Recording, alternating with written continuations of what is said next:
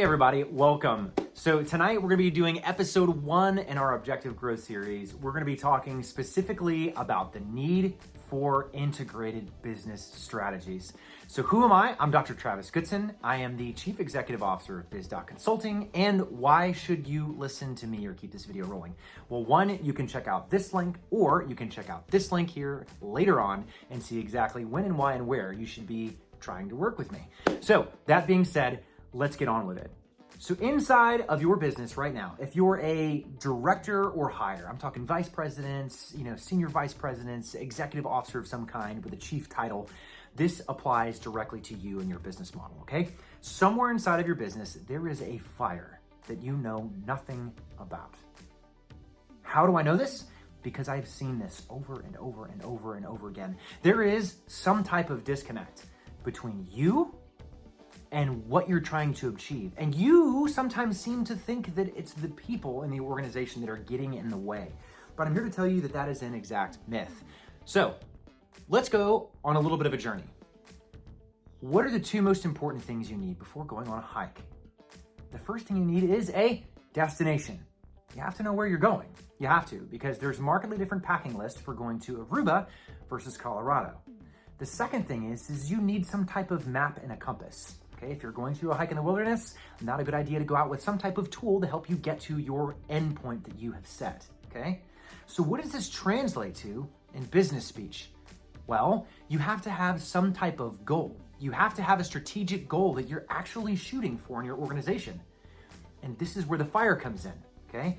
Part 2 of this, well, you have a map and a compass. You have to have some sort of device that's actually measuring your progress towards the obtainment of whatever goal that you've set for your business. So when we think that the employees or the upper levels of management are the ones that are actually getting in the way, could it be that we have no destination, or we have a destination with no device capable of measuring our progress towards meeting said end goal? So this is where the fire comes in. The fire comes in because it's not just you. You're not just making decisions in a vacuum. It's not just you and your business. There's a lot of other people going with you on this nature hike through Aruba or the Colorado mountains, whichever one.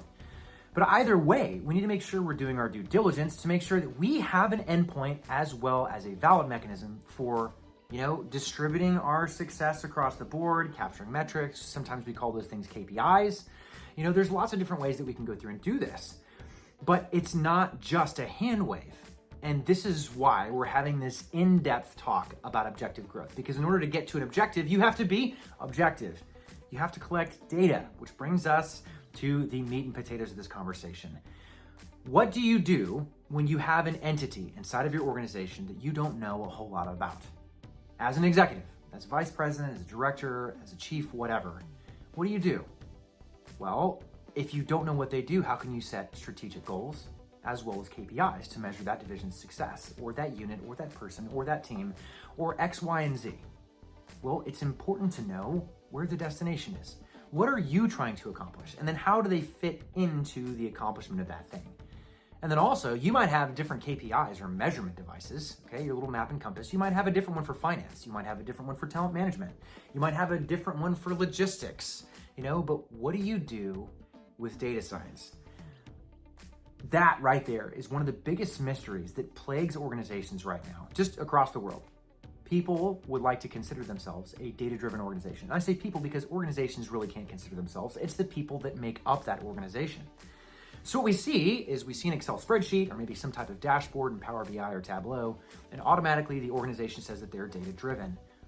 But if there's no data literacy serving as a foundation for those KPIs and those dashboards and those reports and that data science team, then really it's just a hand wave, and nobody has found a way to effectively implement that type of capability inside of a company.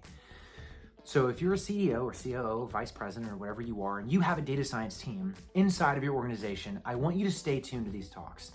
I want you to tune in, because strategy is very, very important. And you don't want to leave money on the table, you don't want to leave opportunity on the table, and you don't want to let that fire inside of your organization continue to grow as your employees continue to get more and more frustrated as they attempt to add value, but they're in Aruba and you're in Colorado. So you made it to the end of episode 1. Remember that this is just one episode inside of an entire series focusing on objective growth. Hit that like and that subscribe button so the algorithm will continue to bring you back to this series and you can follow along with us on our adventure.